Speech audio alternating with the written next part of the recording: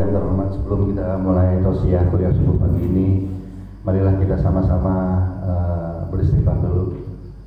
Astaghfirullah Rabbal baraya, Astaghfirullah minal khotoya, Astaghfirullah Rabbal baraya, Astaghfirullah minal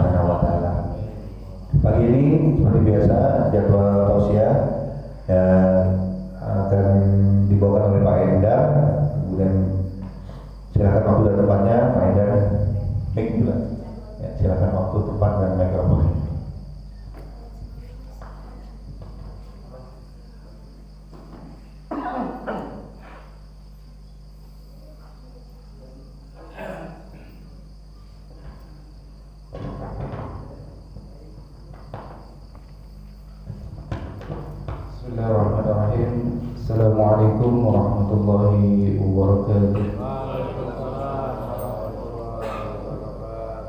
Alhamdulillahirabbil alamin. Alhamdulillahilladzi hamdan katsiran tayyiban mubarakan fihi. Asyhadu an la ilaha illallah wa asyhadu anna Muhammadan abduhu wa rasuluh. Allahumma shalli wa sallim wa karrim wa 'azim sayyidina wa maulana Muhammadin wa ala alihi wa sahbihi wa sallim. Qala subhanaka la ilma lana illa ma 'allamtana innaka antal alimul hakim. Rabbi shrah li sadri wa yassir li amri wahlul 'uqdatam min lisani yafqahu qawli. Amma ba'du. Segala puji dan puji syukur marilah senantiasa kita panjatkan kepada Allah Subhanahu wa taala yang kembali memilih kita untuk bisa hadir di tempat ini guna melaksanakan salat subuh berjamaah, dilanjutkan dengan kuliah subuh dalam rangka saling ingat mengingatkan dalam kebaikan dan ketakwaan. Mudah-mudahan Allah ridho akan apa yang kita laksanakan pada hari ini. Salawat dan salam marilah kita sanjungkan kepada suri tauladan kita baginda Nabi Muhammad sallallahu alaihi wasallam, kepada para pengikutnya, kepada para sahabatnya, kepada keluarganya yang senantiasa istiqomah meniti dan menjalani sunnahnya ila yaumil akhir nanti, dan mudah-mudahan kita telah diakui sebagai umatnya sehingga berhak mendapatkan syafaat yaumil akhir nanti. Amin ya rabbal alamin. Salah satu wujud dari rasa cinta kita kepada Nabi ialah dengan mengikuti sunnah-sunnahnya dan juga mempelajari risalah-risalahnya, apa yang diajarkan oleh Nabi, dan mudah-mudahan duduknya kita di sini termasuk di dalamnya kita membaca salawat, kita mempelajari apa-apa yang di risalah yang disampaikan oleh Nabi Muhammad SAW. Karena kalau kita mengikuti akan mencontoh atau menyaingi apa yang dilaksanakan, apa yang dilakukan para sahabat, tentunya kita tidak ada apa-apanya.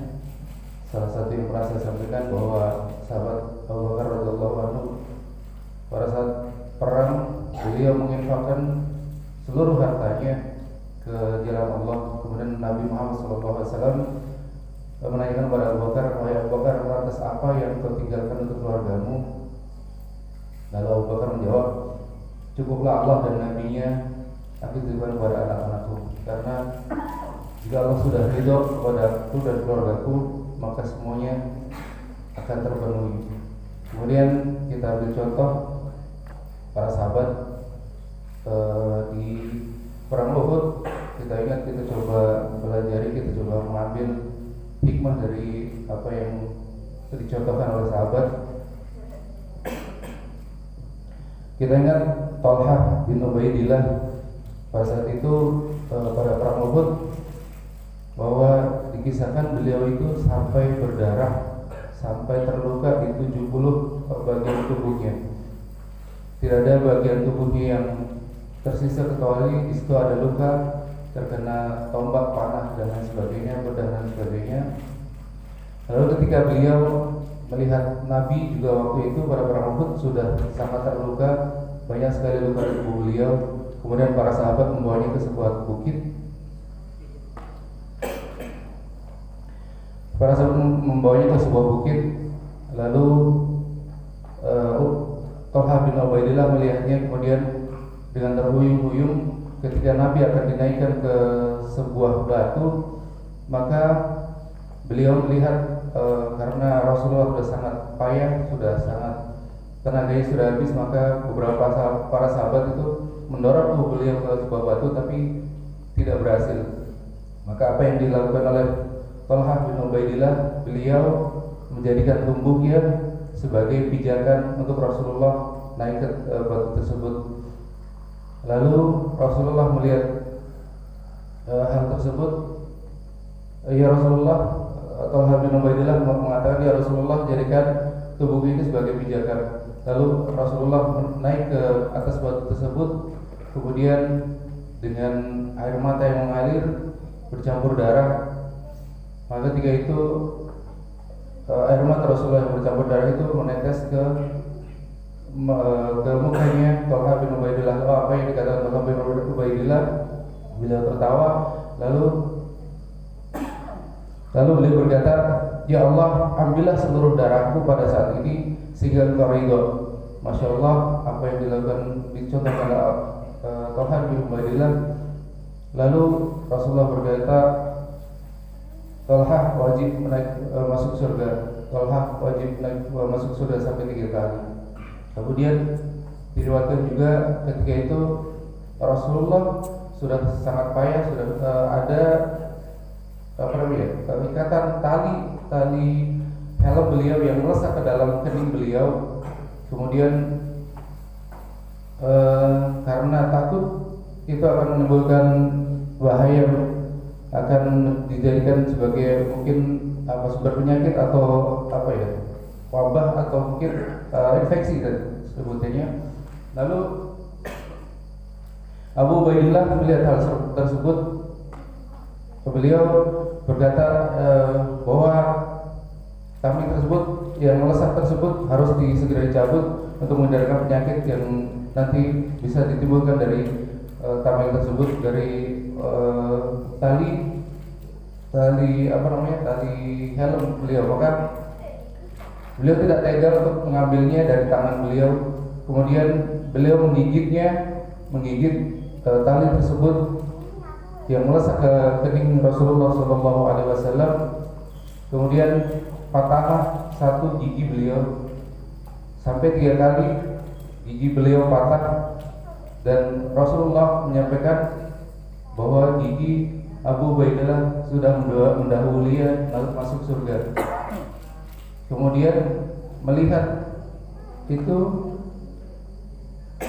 sahabat Malik kemudian lalu mencoba mengeringkan dahi Rasulullah SAW ketika sudah dilap tapi tidak kering juga.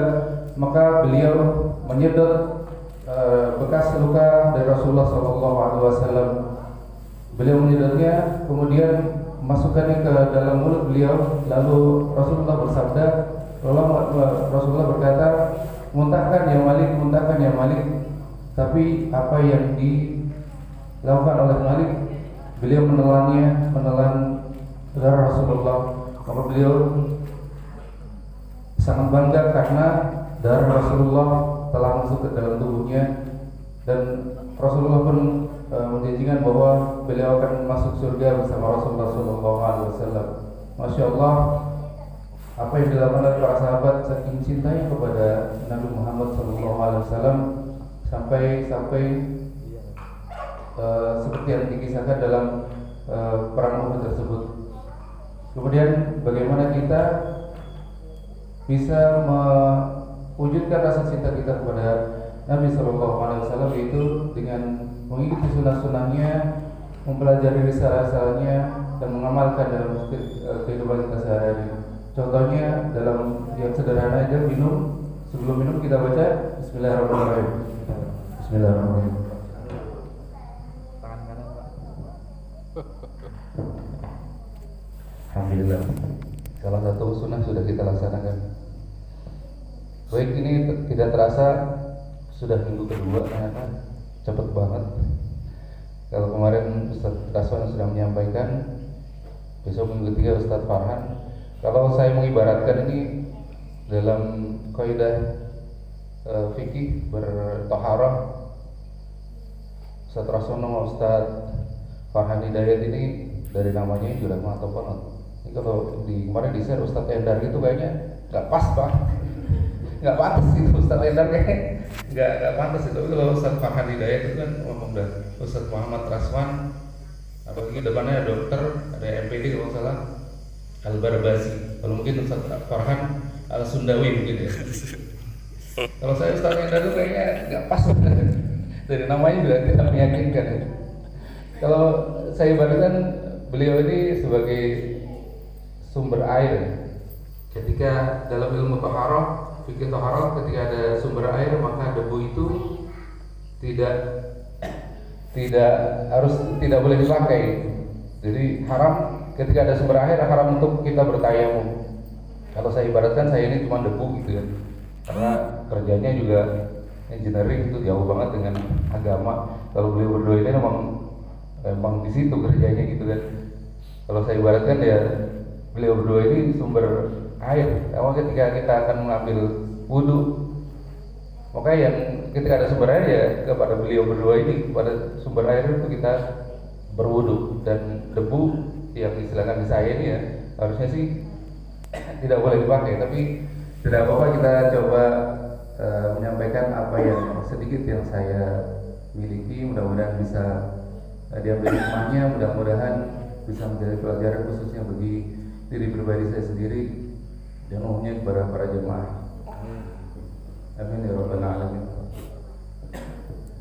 Seperti yang bulan lalu sudah saya sampaikan, insyaallah kita akan membahas sedikit mengenai makhrajul huruf dan tajwid dalam surat-surat pendek. Dan minggu lalu sudah dimulai dari surat Al-Duha, di mana bulan yang lalu sudah 3 ayat. Mungkin hari ini bisa kita lanjutkan.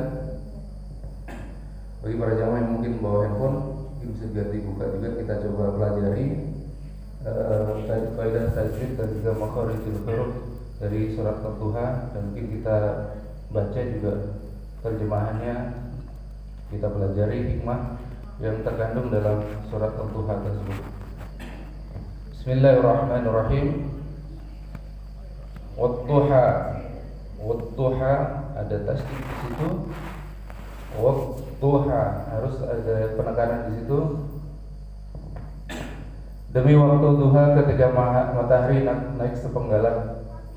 Para ulama seperti yang saya sampaikan di bulan yang lalu, para ulama menafsirkan ayat tersebut bahwa waktu duha adalah waktu di mana kita enak untuk beraktivitas, di mana matahari tidak sudah naik tinggi, sudah terang tapi tidak terlalu panas. Maka pada waktu duha itu adalah waktu yang enak untuk kita beraktivitas. Maka itu ditafsirkan juga bahwa demi waktu di saat Nabi Muhammad, di saat engkau aku berikan nikmat-nikmat dan kemudahan-kemudahan. Wadduha ada tasdid situ, harus ada penekanan. Kemudian di ayat kedua, wal-laili idza saja. Wal-laili ada tasdid juga di lam, harus ditahan sedikit. Wal-laili idza saja. Idza ini yang terkadang pengucapan za ini agak memah. Kalau orang Betawi biasanya ada agak seperti kayak jim ya, ija gitu. Ini yang tidak boleh. Idza lidahnya itu dikeluarkan sedikit di antara gigi. Idza saja, wal laili idza saja. Dan demi malam apabila telah sunyi. Para ulama menafsirkan bahwa malam yang sunyi itu malam yang gelap gulita, di mana kalau kita beraktivitas itu akan sangat sulit, akan susah ya. Ketika malam itu gelap, kita berjalan pun mungkin kalau malam hari akan terasa sulit. Nah, ini ditafsirkan juga ketika Rasulullah dalam keadaan sulit. Wal laili idza saja, demi malam apabila telah sunyi. Yang jadi garis bawah di sini adalah pengucapan dza wal laili idza. Idza ini yang harus coba kita pelajari agar makharijul hurufnya bisa sesuai. Wal laili idza saja. Ma wadda'aka rabbuka wa ma qala. Ma di situ ada mat tabi'i atau mat asli. Wadda'a ada tasdid di situ, harus ada penekanan. Ma wadda'aka rabbuka wa ma qala. Sama di ba di situ ada tasdid, harus ada penekanan. Ma wadda'aka rabbuka wa ma qala. Tuhanmu tidak meninggalkan engkau Muhammad dan tidak pula membencimu. Seperti yang saya sampaikan di bulan yang lalu bahwa asal-masal turunnya ayat ini adalah karena istri dari Abu Lahab, yaitu Ummu Jamil. Ummu Jamil, masya Allah, kalau Rasulullah tukang menghina, kompak banget ini keluarga satu ini, Abu Lahab dan Ummu Jamil ini. Beliau adalah salah satu penentang terbesar Rasulullah SAW. Kalau kita ingat model-model keluarga ada berapa? Model yang paling buruk ya ini. Model keluarga Abu Lahab dan Ummu Jamil ini, bahwa keduanya suami istri itu sangat buruk kelakuannya ya. Beliau keduanya menentang apa yang dirasakan Rasulullah SAW. Kemudian contoh keluarga yang kedua, keluarga Fir'aun, di mana suaminya sangat buruk kelakuannya, bahkan dia mengaku sebagai Tuhan, tapi di sisi lain istrinya Asiyah, beliau adalah orang yang sangat taat. Kemudian model keluarga yang ketiga adalah keluarga Nabi Lut, di mana suaminya sangat taat, beliau seorang nabi, tapi istrinya justru berkelakuan yang sebaliknya. Kemudian yang contoh keluarga yang keempat adalah keluarga Nabi Ibrahim, di mana suami istri kedua-duanya sangat taat dan patuh kepada Allah. Tinggal kita mana memilih yang mana yang kita contohkan, mau keluarga siapa. Ada 4 model keluarga yang bisa kita bantu, kita contoh. Mudah-mudahan kita termasuk orang yang bisa mencontoh keluarga Nabi Ibrahim alaihissalam. Amin ya rabbal alamin. Kita lanjutkan bahwa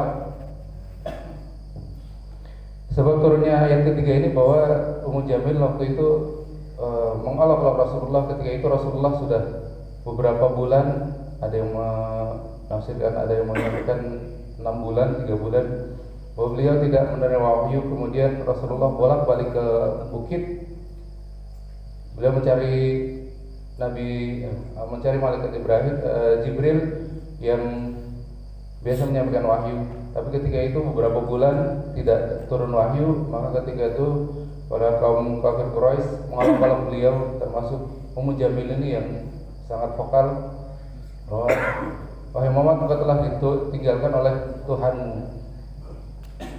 Maka turunlah ayat ini, Tuhanmu tidak meninggalkan engkau Muhammad dan tidak pula membencimu. Ma wadda'aka rabbuka wa ma qala. Ma di situ mat tabi atau mat asli. Ma wadda'aka rabbuka wa ma qala. 2 harokat. Ma 2 harokat. Wadda'aka rabbuka wa ma qala. Wa ma-nya juga 2 harokat. Mat tabi atau mat asli namanya. Kita lanjut ke ayat berikutnya, ayat keempat. Walal akhiratu khairul laka minal ula. Walal akhiratu khairul laka minal ula. Walal hanya mad badal, ketika fathah berdiri itu namanya mad badal, itu dibaca 2 harokat. Tidak boleh walal akhiratu khairul laka minal ula, tapi harus 2 harokat. Walal akhiratu khairul laka minal ula. Kha-nya di situ juga harus kayak orang buang riak ya. Kha. Walal akhiratu khairul laka minal ula. Kalau ha satunya lagi ha ringan, maka tidak boleh ada suara yang mengikutinya. Ha.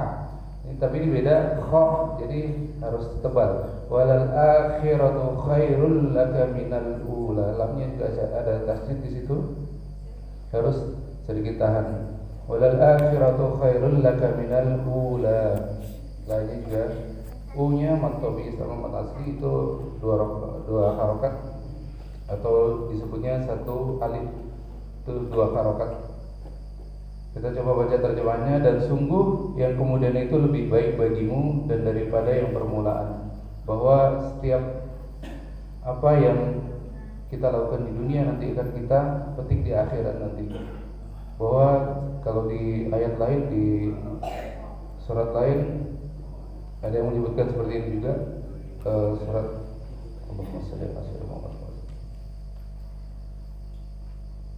ya, itu pentingnya seperti itu, bahwa akhir itu lebih utama dari permulaan. Bahwa di dunia ini tidak ada apa-apanya, seperti saya contohkan tadi, bahwa Abu Bakar menginfakkan seluruh hartanya di jalan Allah karena Abu Bakar sangat paham bahwa hidup di dunia ini hanya sementara, bahwa di akhirat adalah selamanya. Kita lanjut ke ayat berikutnya. Wala sawfa yu'tika rabbuka fatarda. Wala sawfa yu'tika rabbuka fatarda. T-nya juga di situ mat asli harus 2 harokat. Rabbuka fatarda. Rabbuka ba-nya juga ada tasydid, itu harus tahan. Fatarda. Bo agak mulutnya agak maju sedikit. Bo. Kita coba baca terjemahan. Dan sungguh kelak Tuhanmu pasti akan memberikan karunia-Nya kepadamu sehingga kamu akan menjadi puas. Bahwa apa yang kita lakukan di dunia ini pasti akan mendapat balasan, dan ketika balasannya, ketika amal ibadah kita baik, maka insya Allah nanti balasannya di surga kelak nanti juga kita akan merasakan kenikmatan yang Masya Allah tidak bisa digambarkan. Kita lanjut ke ayat berikutnya. Alam yajidka yatiman fa'awa. Alam yajid, ini alam nih idhar syafawi, ikhfa syafawi, maaf, idhar syafawi, betul, bahwa alam yajid tidak boleh ditahan. Alam yajid, salah seperti itu, kelihatannya enak tapi salah pembacaan seperti itu. Namanya idhar syafawi, memangnya harus berhenti di situ. Alam yajid, dalnya qalqalah sugro yang ada di tengah ayat. Alam yajid kayatiman fa'awa. T-nya sama mat tabi'iyah atau mat asli, timang fa'awa.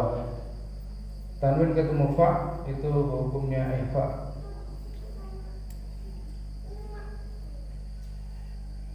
Wa alam yajid kayatiman fa'awa, harus tenung sedikit, tanwin ketemu fa. Kita coba baca terjemahannya, kita pelajari tafsirnya. Bukankah dia mendapatimu sebagai seorang yatim lalu dia melindungimu? Oh, kisah Rasulullah ini Masya Allah ketika masa kecilnya dari kandungan beliau sudah ditinggalkan oleh ayahandanya, kemudian tidak lama kemudian beliau ditinggalkan oleh ibunya, kemudian diasuh oleh kakeknya. Tapi dikisahkan dalam surah Nabawiyah bahwa setiap orang yang mengasuh beliau Rasulullah SAW pasti akan mendapatkan kemudahan dan akan dia mendapat keutamaan. Kita bercontoh bahwa Siti Halimatus Sya'diyah, bahwa beliau adalah yang menyusui Rasulullah. Maka ketika beliau baru mengambil Rasulullah pun, ketika dalam perjalanan beliau sudah merasakan perbedaan, diberikan banyak kemudahan oleh Allah Subhanahu wa taala. Maka Siti Halimatus Sya'diyah juga merasakan bahwa Rasulullah, orang bayi ini bukan bayi sembarangan, bayi ini bayi yang luar biasa. Nah, ketika kecilnya Rasulullah, maka kalau yang ada yang waktu itu ada ulama yang menyampaikan bahwa kecilnya besar dan masuk sebagainya, masalah alhamdulillah mendalik itu flash luar biasa, harus belajar lagi. Kita lanjut ke ayat berikutnya. Wa wajadaka dhallan fahada. Yang harus dibawa garis bawahi adalah dhallan ini 6 harokat, 5 sampai 6 harokat, namanya mad wajib muttasil halqi kalau nggak salah, saya agak lupa gitu.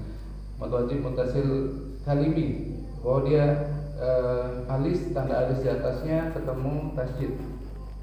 Mau saya buka dulu biar saya buka kitabnya dulu.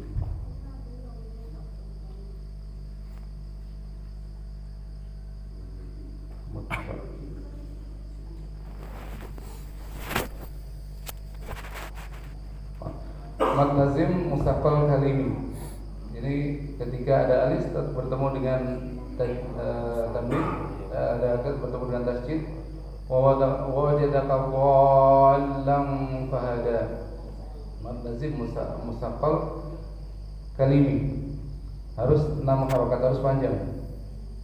Wa wajadaka dhallan fahada, agak diayun. Biasanya kalau kita dengarkan agak panjang, 6 harokat itu agak diayun. Wa wajadaka dhallan fahada, tasjid ketemu fa, itu ikhfa, harus dengung. Kemudian kita coba baca tafsirnya. Dan dia mendapat itu sebagai seorang yang bingung, lalu dia memberikan petunjuk. Kemudian kita lanjut ke ayat berikutnya. Wa wajadaka 'ailan fa'aghna. Yang harus digaris bawahi, a-nya ini harus panjang juga, 5 harokat, mad wajib muttasil. Ain alis ketemu hamzah di bawahnya, mad wajib muttasil. Wa wajadaka 'ailan fa'aghna, harus panjang, 5 sampai 6 harokat. Tanwin itu mufa, yang seperti ayat sebelumnya adalah ifa. wajadaka ailan fa'aghna.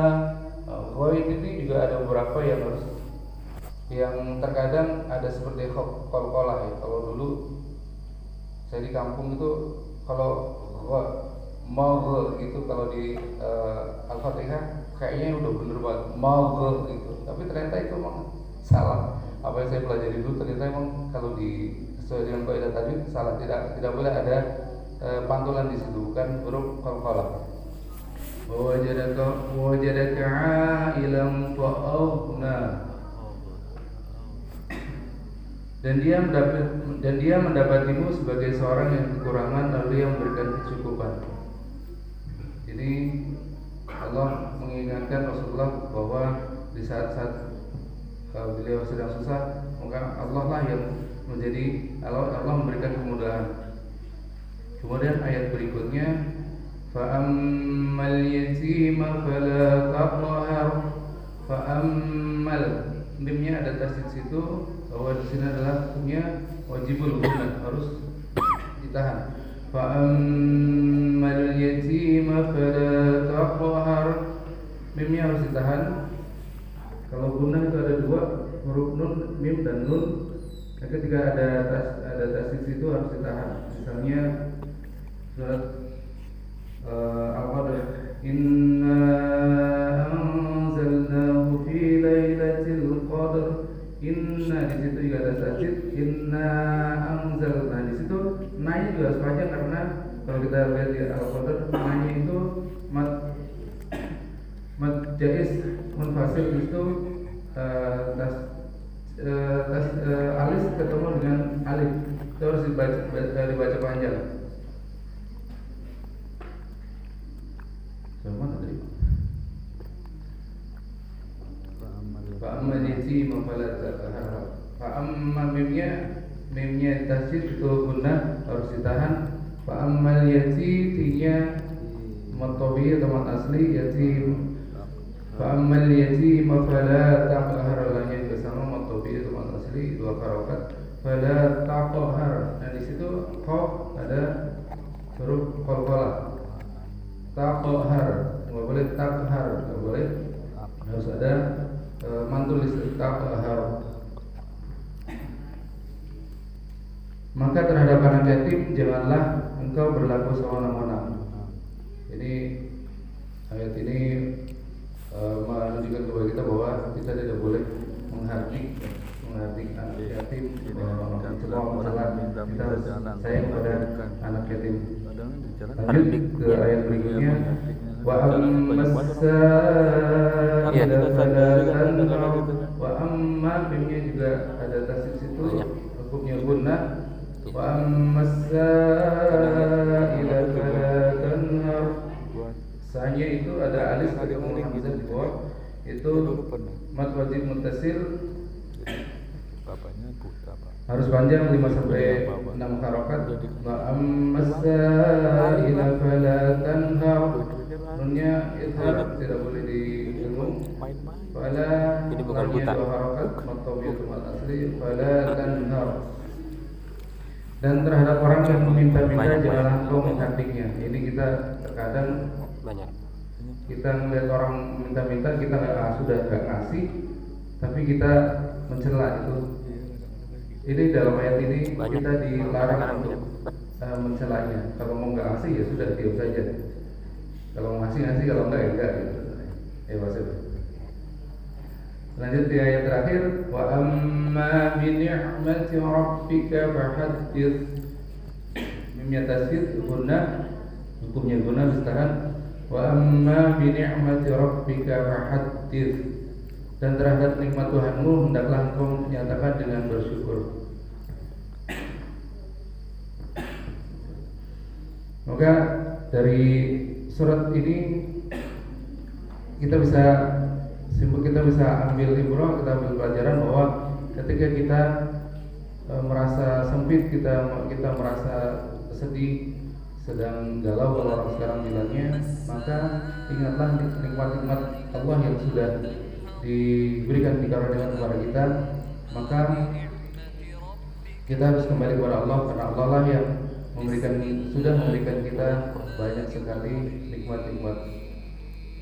Itulah yang bisa kita pelajari pada hari ini dari surat Al-Duha, dan tajwid dan sedikit tafsir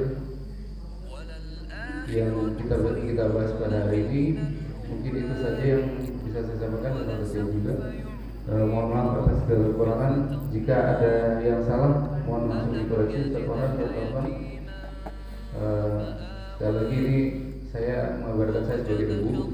Kalau debu ada di situ ada mata air, maka debu itu harusnya tidak dipakai. Makanya mungkin ini cara Allah untuk menegur kepada saya, memberikan kepada saya bahwa ketika ada yang salah, ada yang menegur, itu pasti nanti akan teringat terus. Saya teringat waktu itu saya jadi imam sholat maghrib. Kebetulan 2 kali di kantor karena imam yang lain nggak tahu kemana. 2 hari berturut-turut saya jadi imam maghrib. Ketika bacaan Iyyaka na'budu wa iyyaka nasta'in, waktu itu saya ingat sekali 3 tahun yang lalu kurang lebih. Setelah itu ada salah satu jamaah yang mendekati saya langsung, Ustaz, udah kalau nggak salah 2 malam ini jadi imam maghrib ya? Betul, mohon maaf. Saya udah langsung, ini pasti ada yang salah dengan bacaan saya gitu. Makanya saya langsung, mohon maaf Ustaz, mungkin banyak ada yang salah gitu. Enggak, ini aja saya ingetin di Iyyaka na'budu wa iyyaka nasta'in. Iyanya kurang ditahan sedikit. Makanya masalah sampai sekarang saya ingetan terus itu. Tapi saya tidak tahu itu orangnya yang mana, saya lupa. Sebenarnya emang jamaah itu hanya sekali ke kantor saya itu. Makanya nanti kalau ada yang salah langsung ditegur aja Ustaz, biar saya pasti keingatan terus kalau seperti itu. Mungkin ini aja yang dapat saya sampaikan. Mohon maaf bila kekurangan, yang benar dari Allah, yang salah sepenuhnya dari diri saya sendiri. Saya akhiri, Hadanallahu wa iyyakum ajma'in. Wassalamualaikum warahmatullahi wabarakatuh. Waalaikumsalam warahmatullahi wabarakatuh. Alhamdulillah, syukurlah khair Pak Endar. Itulah bahasan surat Ad-Duha dan juga pola cara bacanya. Betapa sayangnya Allah dengan kekasihnya Nabi Muhammad SAW, di mana surah Ad-Duha sendiri memuat ulasan utama tentang Nabi Muhammad atas bantahan kaum kafir yang bilang katanya pada Nabi Muhammad wahyunya dari Allah udah putus. Padahal akhirnya Nabi Muhammad berada di rumah selama 2-3 hari. Di situ beliau mendapati surat tersebut. Nanti mungkin penjelasan lebih lanjutnya bisa dijelaskan sedikit mungkin dari Pak Farhan. Silakan Pak Farhan.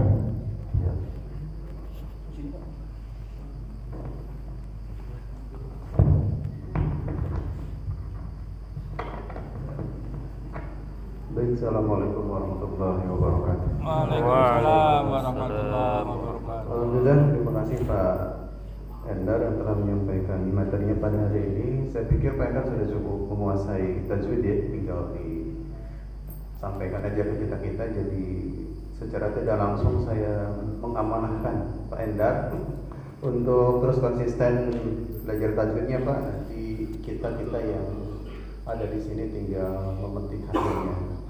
Itu aja Pak ya, dilanjutkan nanti kita ingin kemudian mempraktekannya bersama-sama, karena sebetulnya tajwid itu Bapak Ibu sekalian ilmu praktek. Jadi yang paling penting adalah mempraktekannya, tahu kalau pas ini harus dibaca harokatnya berapa, harus disambung, harus ditahan, harus biasa. Jadi itu sebetulnya. Nah, kebiasaan buruk kita ini bukan hanya bapak-bapak tapi saya juga, ini adalah biasanya kalau sudah merasa hafal sebuah surat itu malas lagi buka-buka, sehingga kita tidak sadar kalau dalam bacaan kita itu sudah ada banyak yang salah itu, atau yang kelewat satu huruf, satu kata. Nah itu makanya Pak, ya bukan bapak tapi saya juga, jadi kalau sudah hafal satu surat dicek lagi, mungkin ada yang kelewat satu ayat panjang pendeknya, itu kadang lupa. Karena gini Pak, kalau sudah bisa baca Quran, biasanya itu hebatnya orang yang sudah hafal Quran seperti yang disampaikan oleh Ustaz Abdul Somad. Jadi dalam pikirannya itu mengalir seperti ayat, nampak di dalam benaknya seperti ini.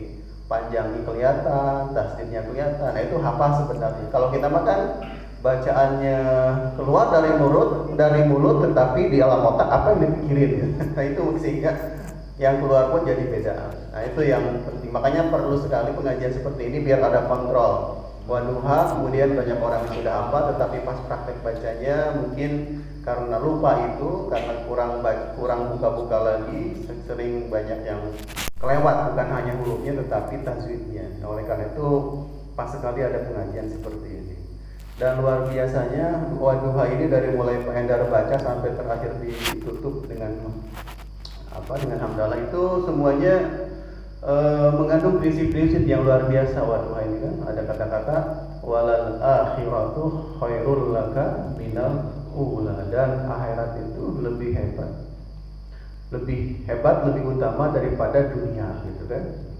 Makanya orang-orang sebagian jamaah Nahdiyin itu ada doa husnul khotimah ya. Husnul khotimah itu jangan sampai kita di akhir malam jadi. Kemudian tadi tentang ada prinsip yang hebat juga dari Waduha itu adalah tentang prinsip orang yatim. Jadi orang yatim, saya mau tanya, orang yatim sebenarnya itu siapa Pak? Ibu? Yang yatim sebenarnya itu siapa coba? Nah, saya pernah disampaikan oleh Profesor Komar bahwa yatim sebenarnya itu bukan anak yang gak punya bapak, gak punya ibu. Tetapi yatim sebenarnya itu gak kenal Tuhan dan gak punya harapan. Itu yatim. Jadi hidupnya itu kemana gak jelas. Mati juga nggak jelas kan, nggak punya Tuhan untuk dituju dia. Tapi kita mah walaupun ayah ibu misalnya sudah nggak ada, kita tidak yatim, karena kalaupun kita sudah meninggal nanti ketemu dengan sumber penciptaan kita yaitu Allah Subhanahu wa Ta'ala. Dan di dalam hidup kita masih punya harapan. Harapan apa umat Islam? Ingin sejahtera dunia akhirat, ingin bermandat dan sebagainya. Makanya saya paling senang kalau baca surat Ad-Duha ya, karena di situ prinsip-prinsipnya banyak. Dari mulai akhirat, tentang yatim, dan terakhir prinsip yang terakhir adalah wa amma bi ni'mati rabbika fahaddits. Dan dengan seluruh nikmat yang pernah diberikan oleh Tuhan, sering-sering sebutlah. Jadi bersyukur maksudnya ya, bersyukur. Karena sejak ya kalau duha juga suatu hal kan dibaca ya, mulai dengan asyamsi kemudian lanjut. Nah itu saya pikir Pak jadi dilanjutkan Pak, nanti kita tinggal memetik hasilnya, jadi harus share karena kewajiban share. Selanjutnya Bapak Ibu sekalian, saya meminta saran terkait semakin mewabahnya virus corona sampai pada virus batuk. Maksudnya bukan corona. Saya bahkan menafsirkannya jangan gitu ya. Menafsirkan. Maksudnya pasien batuk-batuk kena ada di AC, kalau corona di tempat lain. Mudah-mudahan jadi cuma supaya terhindar ya Pak. Supaya terhindar. Nah ini saya minta saran, apakah perlu kita tarik karpetnya dulu ya, kita gulung bersihan, kemudian jamaah kita persilakan membawa sajadah masing-masing apa gimana gitu ya. Saya kepikiran tadinya mau pasang sanitizer atau minimal sabun, tapi saya yakin 2 hari pasti habis. Bahkan sama braketnya dibawa. Dan anak-anak kita semuanya pada aktif, kreatif dan aktif. Jadi saya minta saran Bapak Ibu sekalian, bagusnya gimana? Apakah karpetnya perlu kita gulung dulu, kemudian kita laundry, kemudian jamaah membawa sajadah masing-masing. Kalau Pak Asep sudah rajin dari kemarin bawa sajadah mini, sajadah mini. Ya, tapi saran saya seperti ini Pak. Saya berharap bahwa Bapak Ibu, terutama yang bergerak di lingkungan yang bersentuhan dengan orang banyak, ya saya juga sebetulnya bersentuhan ya. Ke hotel bersentuhan dengan orang, ke kantor bersentuhan dengan orang. Nah, saya harap betul-betul bisa menjaga dirinya. Karena apa Pak? Karena masjid itu kita punya kebiasaan bagus, tetapi sekarang berisiko, yaitu setelah sholat kita salaman kan? Nah, salaman. Nah ini kalau misalnya kita tidak pandai menjaga aktivitas gerakan tangan kita kemana larinya, ini khawatir malah yang tersebar adalah sebuah. Apakah perlu salamannya dihentikan dulu? Ya nggak usah gitu-gitu amat. Yang penting menjaga diri kita aja, jangan sampai tidak bersentuhan dengan ini. Kalau Pak Hadi ketika bertemu dengan nasabah salaman dulu Pak? Namaste Pak. Pakai gini. Tapi ya Kalau saya beresiko Pak. Karena gitu. Ke kelas juga kadang-kadang ada mahasiswa, perasaan juga sama ya. Kalau mahasiswa di Indonesia kan ciri khasnya masuk kelas pasti salaman dulu. Salaman dulu. Nah ini khawatir juga yang beresiko. Bahkan di UI sudah mengeluarkan edaran bahwa kuliah diliburkan dulu, kemudian kuliahnya diganti dengan kuliah online. Kalau UIN belum sampai ke sana, baru ada edaran agar menjaganya aja. Bahkan bagusnya sih katanya sekolah-sekolah juga diliburkan 1 minggu, pakai sanitizer dulu, bersihkan, baru kembali. Nah ini memang spesial, ini peringatan dari Allah Subhanahu Wa Taala. Katanya sih baca-baca corona itu ada dua hewan yang menjadi sumber utamanya, yaitu perpaduan antara unsur-unsur dari kelelawar dengan ular. Ini bersatu, itu jadi hidangan utama kalau di Cina kan. Kalau kita nah, saya minta saran bagus seperti apa? Mungkin perlu saja nanti ngobrol ya. Bagusnya gimana? Nanti apakah kita perlu bicarakan dulu? Yang jelas Bapak Ibu, kalau di antara Bapak-bapak ada yang punya keinginan atau punya niat bersedekah dengan cara membawa salah satu karpet untuk di laundry, saya sangat berterima kasih. Sebetulnya saya kemarin ditawari oleh laundry dekat balai desa itu untuk ya bawa aja Pak di laundry karpetnya, nanti bayarnya gratis. Cuman saya nggak tega karena dulu 3 karpet aja 300.000, beresnya 3 minggu, kemudian bayarnya gratis. Nah saya jadi nggak enak sampai sekarang ya. Jadi sampai nggak enak sampai sekarang. Nah kalau ada yang mau bagus, dulu ada karpet di mana Pak yang murah itu? Pondok Petir itu. Pondok Petir ini sebelah mana Pak? Dekat pondok pesantren yang Ustadz Lansip itu loh Pak. Ustadz Lansip itu kan itu. Pesantren yang ini sebelah kanan, yang masuk ke kanan, yang nanti tembusnya di yang sebelah sana. Ini jembatan, kita sebelah kiri kan? Belok kiri, terus lurus. Nanti sebelum masjid Pak. Nggak Sebelum terlalu nanti jauh belok dari kanan kan ada tuh. Nah, yang sebelah situ. Nanti nggak jauh dari situ aja. Berapa satu? Berapanya nggak tahu. Cuma pakai mesin gitu. Cuman Bapak yakin murahnya itu, gak ada kata-kata murah itu Pak? Jangan-jangan baru survei. Apa saya Nanti Pak disurvei lagi ya? Saya brokerin aja ya. Kalau bagus di survei ditanyakan berapa ya? Iya, Kita iya. pengen mudah-mudahan ini bisa di laundry segera. Ada 3 yang di laundry, tapi belum saya keluarkan sengaja buat Ramadan. Jadi ada 3 yang sudah. Ini yang kasihan itu yang ibu-ibu belum tersentuh sama sekali laundry. Belum tersentuh ya, ini juga sebetulnya belum dapat lebih banyak ya. Itu saja, terima kasih Bapak Ibu sekalian atas kehadirannya. Tim konsumsi kami ucapkan terima kasih, berkah pagi-pagi bisa mengisi perut kita, mudah-mudahan jadi wasilah ridho Allah untuk Bapak Ibu sekalian. Itu saja, Assalamualaikum warahmatullahi wabarakatuh. Waalaikumsalam.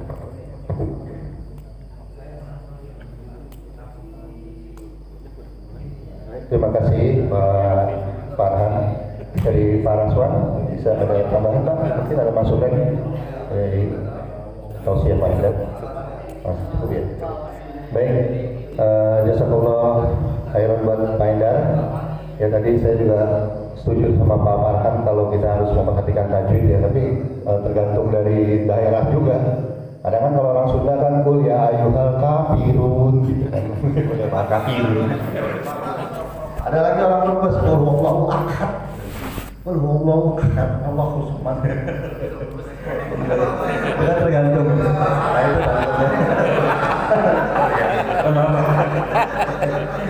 baik, demikian jazakumullah khairan buat semuanya yang udah hadir di acara tausiah kuliah subuh pagi ini, dan juga sekali lagi buat Bapak Ibu Pak Endar, dan juga untuk Bapak-bapak yang sudah menyediakan konsumsi. Kita sebelum membaca kafaratul majelis, yuk kita al-Fatihah dulu buat pertama orang tua kita, yang kedua juga untuk guru-guru kita tercinta, ketiga untuk para saudara-saudara kita, saudara kandung, saudara dekat, tetangga. Semoga yang memiliki hajat, yang sakit diangkat sakitnya, yang memiliki hajat dimuliakan, hajatnya dan dilancarkan. Bismillahirrahmanirrahim. Al-Fatihah.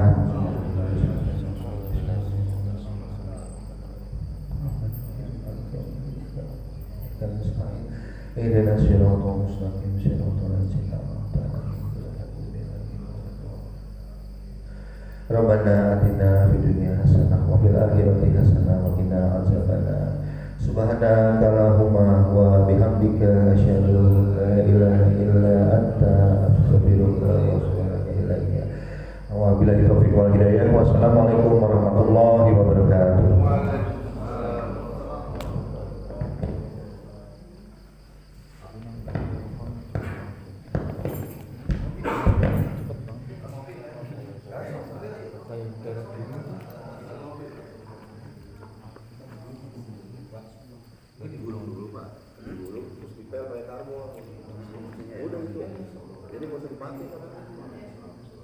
Itu yang bagus pasar tadi ya. Belum aja dipotongin. Kita karbo. Ini pasar ya. Belum apa anjing. Pinjam luar anjing di bengkel. Pak, ini Pak. Mengerikan ya. Udah terasa mas. Mengerikan. Iya.